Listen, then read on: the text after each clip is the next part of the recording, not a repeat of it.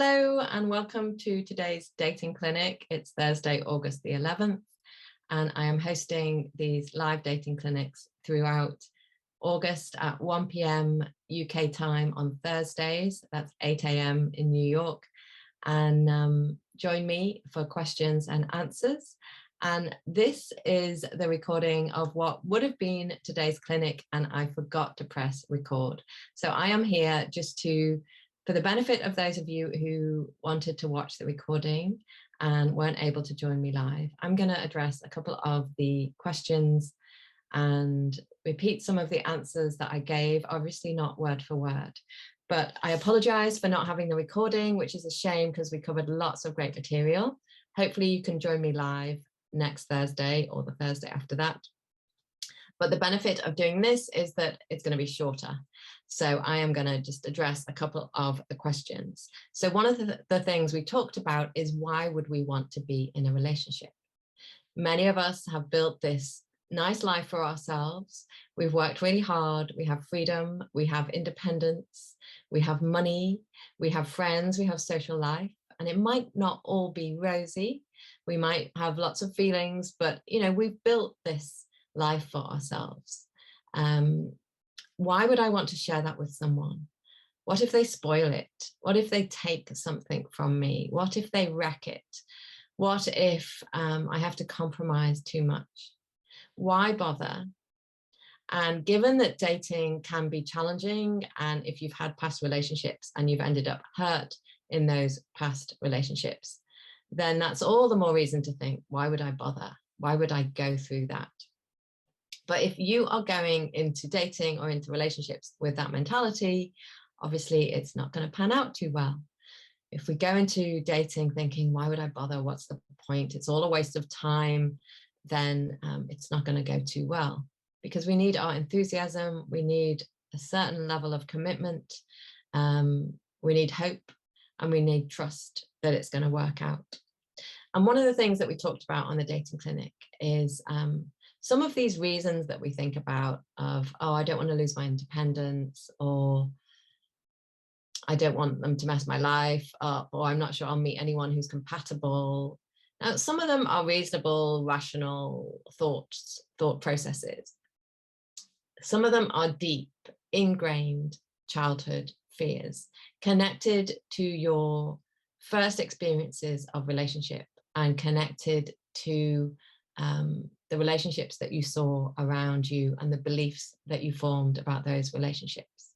So I shared on the clinic that my world when I was little, the relationships that I saw, the relationship that I saw between my mum and dad, what I saw was conflict, lack of connection, two people who really, really didn't connect at all, a relationship that went wrong very quickly, betrayal, and hurt and heartache and pain, followed by mum, single parent mum, financial hardship, insecurity, anxiety, worry, burden of two children on her own, no career to speak of.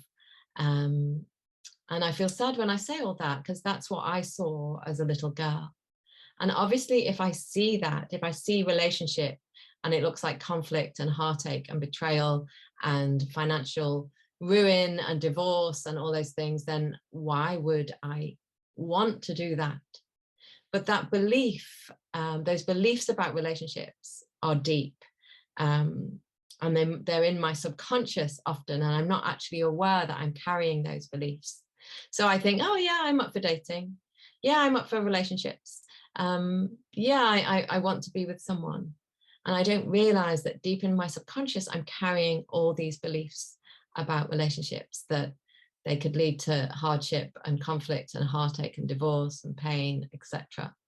And if I'm honest, it's the same way I thought about having children, having witnessed my mum being burdened and feeling trapped and not having money and having lots of worry and anxiety and stress on her own.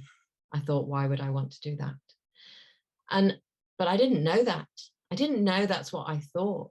And I went right into my 40s not knowing that that's what I felt about children, just feeling kind of ambivalent towards either wanting them or feeling ambivalent.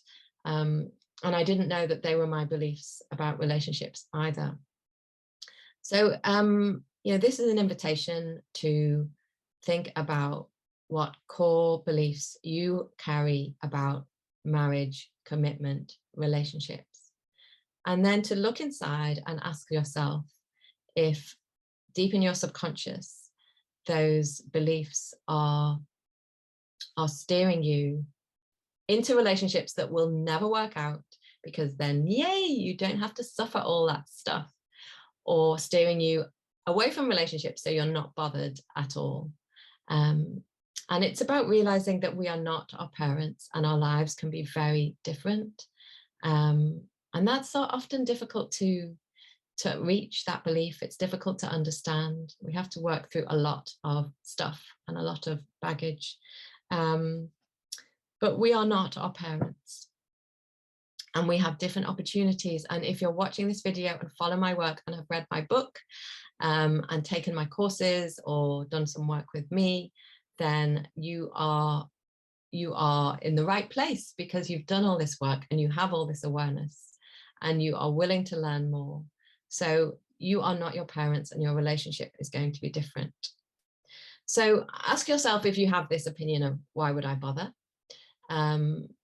Look at the reasons that might be related to, present day. Oh, what if I lose all my money? Or I don't want to live in a different place, or I really like my space and my home.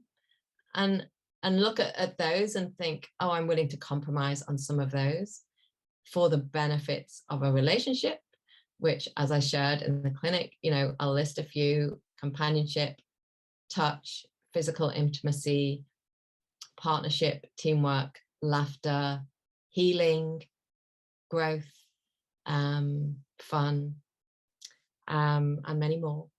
And then look at whether you have subconscious beliefs that are jeopardizing or sabotaging your relationships, making you think, okay, I'll date somebody who is emotionally unavailable because I don't actually want to be in a relationship. So that's one of the questions we covered.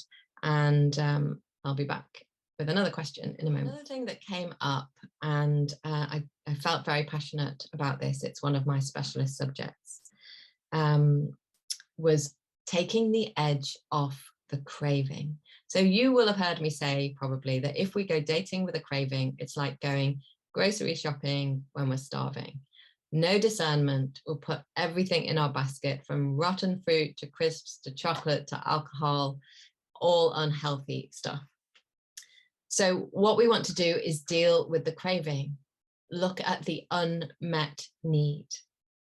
The unmet need, the deep craving that you might be taking into a relationship.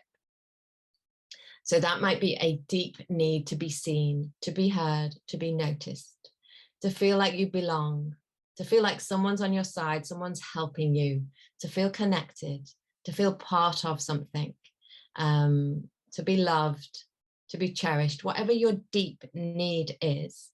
And there's nothing wrong with having these needs, but the problem is when they are cravings, when we have this deep unmet need from our childhood, unmet in our childhood, deep craving today, we take that into relationships and we override our intuition and we ignore the red flags because the craving is so strong. It's like shopping when you are starving.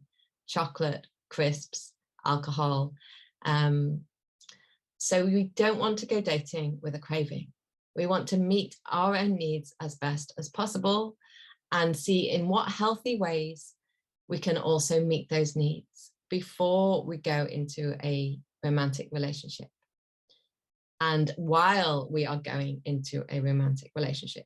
So this came up in the dating clinic. There was someone suggested, if they had a need for support in their life and community in their life and help in their life, maybe they meet that by looking at sort of communal living or supportive people around them or asking neighbors for help or friends for help. So that takes the edge off that desperate need for someone to support me, someone to help me, someone to be there for me. It turns the volume down on the craving. So we meet the need elsewhere in healthy ways, and then we go dating. And the person might well meet that need for belonging, might well meet that need for support. But we won't be demanding it of them, which becomes very heavy, and they might run in the opposite direction. We won't be demanding it. We'll be meeting our needs as best as we can in other ways. So, what I talked about is these unmet childhood needs, whatever they are in your case. Unfortunately, that ship has sailed. Your childhood has passed. These needs that your parents were supposed to meet, your parents will never meet them. But what we do is we go around in life and we look for parent figures, and that could be a lover or a partner or a boss or a colleague or a friend. And we look for these parent figures and we try and get them in the present to meet the unmet needs of the past. And if we do this, if we turn if we find an emotionally distant man and turn him into an emotionally available man, then somehow we feel that we have resolved this past trauma, this past hurt. But that ship has sailed. These relationships, whatever happened then is in the past. We can't change that.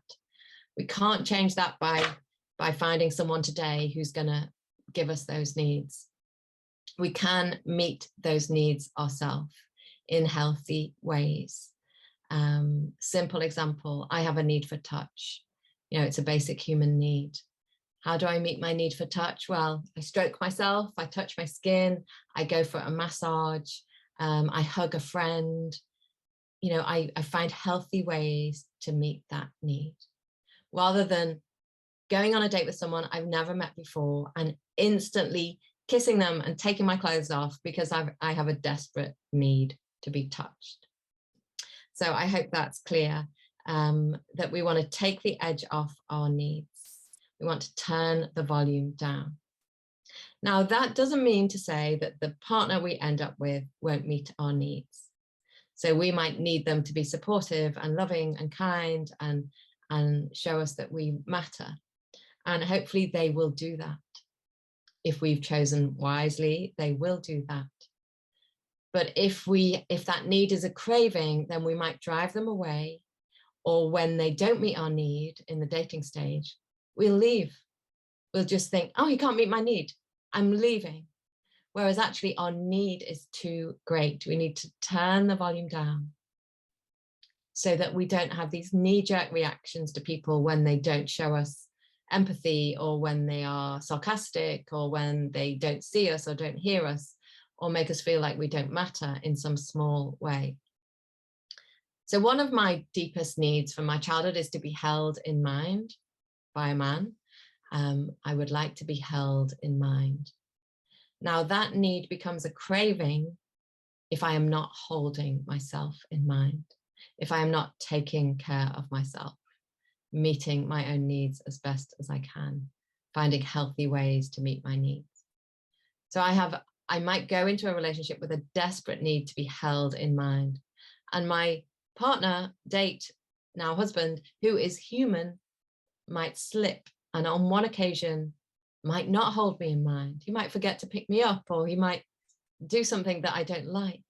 Now, if that need is an absolute craving, I will be triggered in that moment, and I will either lash out and create distance in our relationship, break the relationship, or I will black and white think, this is no good, I'm leaving. So I'll have very childlike black and white reactions to things. But if I am holding myself in mind, and this human being who is human has a little slip and isn't able to hold me in mind, then I can assess the situation. If it happens again, then maybe it's not right for me. Maybe this relationship isn't right for me. But if it's a genuine human slip and I am meeting my own needs, then I won't be triggered into throwing a hand grenade into the relationship or running off in the opposite direction. I'll be back with another question. A few other points that we discussed on the dating clinic. How do I know if someone has capacity for intimacy? Great question, because what I talked about is we might naturally be drawn to people who remind us of people in our past. So say your dad was emotionally unavailable, distant, not particularly connected to his emotions, then it's only natural that you might find someone in the present day who has similarities, who isn't very connected to their emotions. And I mentioned that, my partner has some resonances with my dad. He's not hugely emotional, not like me. I'm super emotional. Sometimes it's hard to get feelings out of him. So he has, it reminds me a little bit of my dad. But what I needed to make sure in my partner, now husband, was that he had a capacity for intimacy.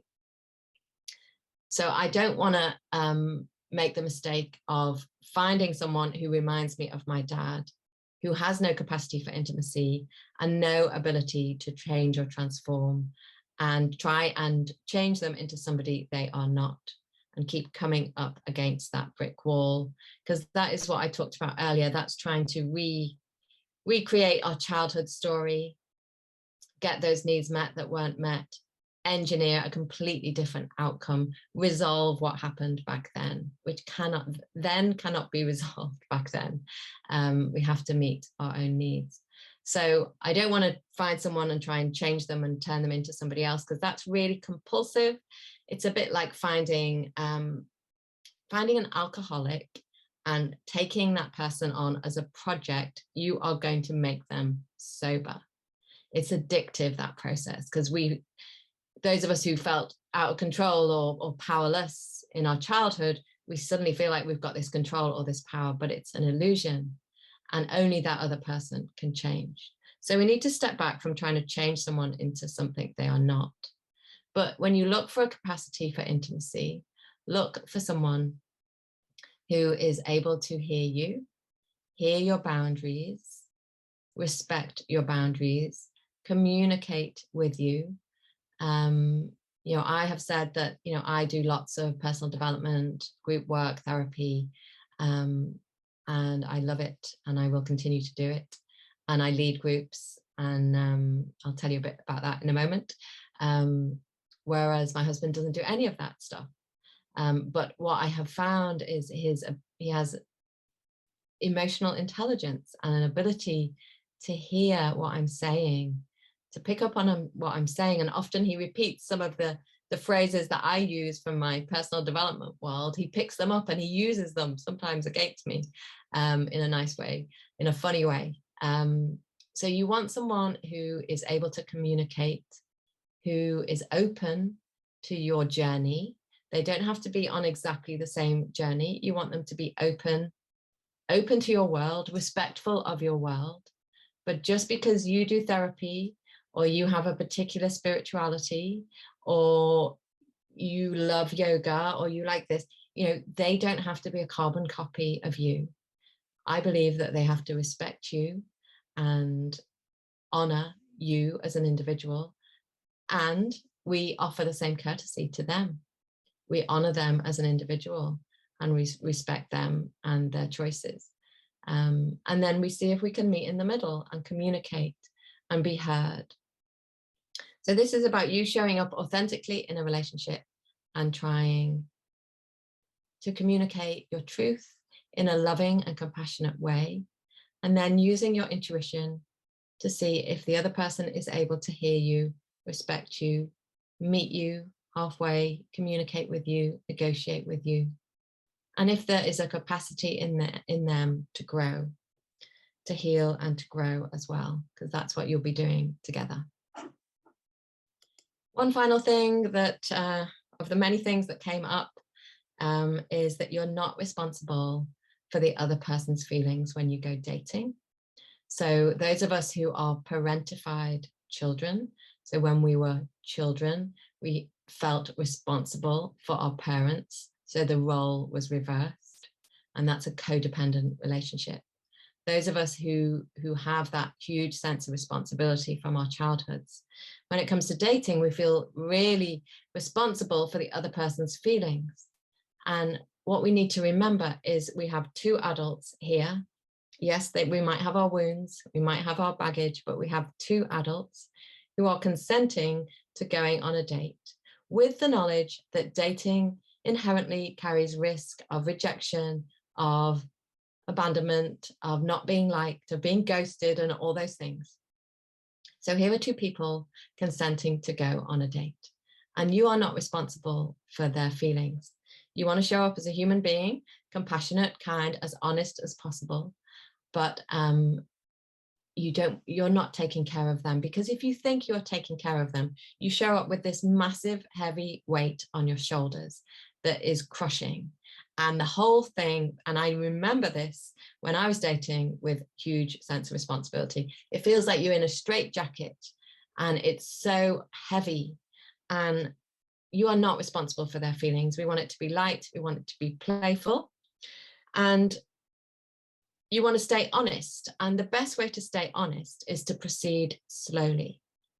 So you don't end up in a situation where it's got really intense and you're sharing all this really deep, intense stuff, and you don't really know how you ended up there, and you don't actually want to be there anymore. You're not sure you want to be in this relationship, because that's when we do cause hurt, when we've gone too fast and we don't proceed slowly. And this is about proceeding with good boundaries, not walls, about being open, light, playful, but trying. And we are human, and I made a zillion mistakes, and it doesn't matter if you make mistakes, because look at all the mistakes I made, and look at all the growth opportunities that I had, painful at times, and here I am still standing in a relationship, married.